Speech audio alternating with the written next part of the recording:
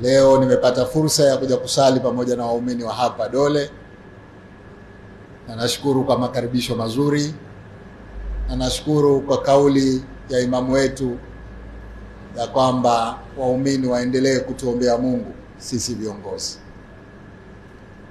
Baada ya salamu, tulimuomba Mwenyezi Mungu atupe amani na salama kipindi cha uchaguzi.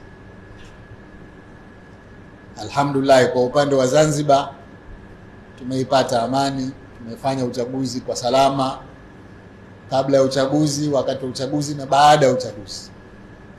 Tuna kila sababu ya kuendelea kumuomba Mwenyezi Mungu na kumshukuru kwa neema hii kubwa ya amani na usalama katika nchi yetu. Lakini kama sote tulivyosikia kwa wenzetu upande wa pili, hali haikuwa hivyo. Amani ilivunjika, ilitoweka, na kwa maana hiyo tuna wajibu wa kukumbushana kama alivyosema shekhe wetu Sheikh Khalid hapa kwamba tunao wajibu wa kuhakikisha kwamba tunamuomba Mungu na sisi sote tunahimizana na kukumbushana juu ya umuhimu wa amani katika nchi. Ndugu zangu, hakuna maneno mengine ambayo tutayazungumza kama hakuna amani.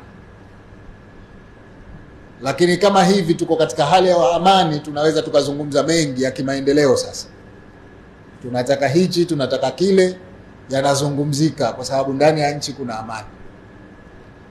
Lakini kwa kipindi kifupi kilichotoweka amani pale bara, tuliona athari zake. Athari zake zilikuwa kubwa, na si kule bara tu, mpaka huku. Kwa hivyo nimshukuru Mufti Mkuu kwa kutuhimiza kwamba siku ya Jumatatu ya wiki ijayo wananchi sote tufunge kumuomba Mwenyezi Mungu atudumishe katika amani hii tuliyokuwa nayo. Na mimi nilikazie hilo tu kwa kusema tuna kila sababu ya kufanya hivyo, kwa sababu maneno yanayoendelea hayaashirii kama sote tuna nia njema. Nadhani ipo haja ya kuendelea kumuomba Mwenyezi Mungu atudumishe katika amani tuliyokuwa nayo.